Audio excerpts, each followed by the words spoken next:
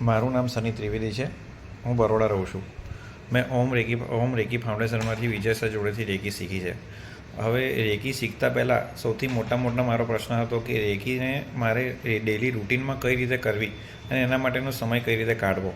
તો વિજય સરને મળ્યા પછી એ બધી વસ્તુઓ મારી સોર્ટ આઉટ થઈ ગઈ, એની ટેકનિકો શીખ્યો અને ડેલી ટ્રેનમાં હું રેકી શક્તિ કરતો થઈ ગયો. હવે હું રેકીની પહેલી ચેનલ શીખ્યો.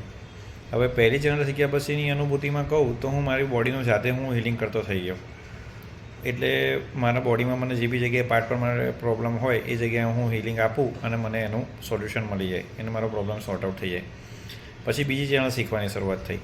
બીજી ચેનલ શીખ્યા પછી મને મારા નજીકના સ્વજનો, મારા નજીકના મિત્રો, આ બધાને બોડીમાં શું પ્રોબ્લેમ હોય કે કઈ પ્રોબ્લેમ હોય, કોઈ જગ્યાએ પેઇન હોય, તાવ હોય કે કોઈ નોર્મલ ડિસીઝ હોય બીજો, તો હું એ જોતા શીખ્યો કે કઈ જગ્યાએ શું ડિસીઝ છે અને શું પ્રોબ્લેમ છે.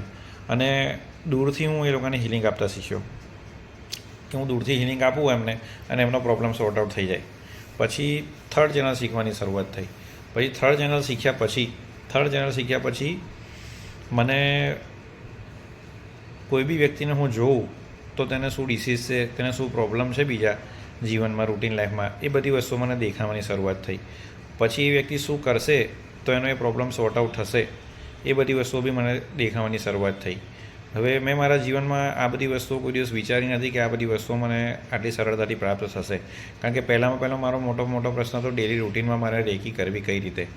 તો રેગ્યુલર વિજય સર જોડેના ડિસ્કશનથી, એમના મોટિવેશનથી મને આ બધી વસ્તુઓની અનુભૂતિઓ થવાની શરૂઆત થઈ. તો આના માટે તો હું વિજય સરનો જેટલો બી આભાર માનું છું તે ઓછો છે. તો હું બીજી વ્યક્તિને બી એવી રિક્વેસ્ટ કરીશ કે જો કદાચ એને રેકી શીખવી હોય તો એ ઓમ ફાઉન્ડેશનમાંથી વિજય સર જોડેથી જ રેકી શીખે.